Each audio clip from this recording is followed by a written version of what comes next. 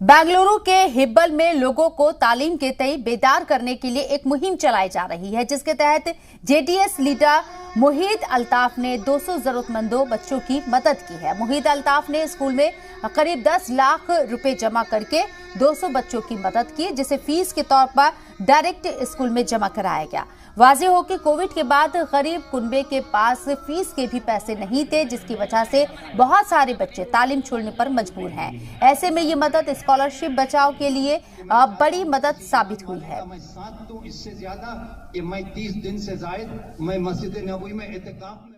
तालीमी बेदारी कारवा एक मुहिम हमने शुरू की है यहाँ से हिब्बाड़ विधानसभा क्षेत्र में,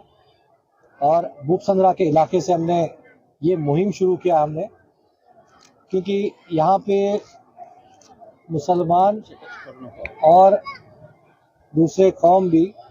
गरीब तबका है जो अपने स्कूल की फीस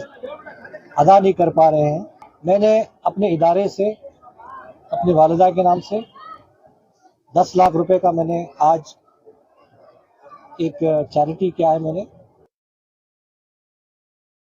डॉक्टर सैयद मुहीद अल्ताफ साहब का और उनके वालिद साहब, उनके तंजीमों का मैं शुक्रिया अदा करता हूं, और बहुत दिल से खुशी होती है कि इन्होंने आकर इस मोहल्ले में, इस यहाँ के हमारे जो हम कौम हैं, चाहे वो कोई भी लोग हों, सबको इन्होंने आकर यहाँ पे तालीम एक ऐसा सब्जेक्ट है, बहुत वास्ट सब्जेक्ट है, बहुत सारे लोग इसे फोकस नहीं करते हैं, तो इन्होंने एक क्रूशल सब्जेक्ट को उठाते हुए उसी तौर पर हिब्बाल के हल्के में ये जबरदस्त तरीके से अल्हम्दुलिल्लाह काम कर रहे हैं। और अल्हम्दुलिल्लाह आज यहाँ पे भूपसंदर के एरिया में इन्होंने 200 से ज्यादा लोगों को इन्होंने स्टेशनरी किट्स दी और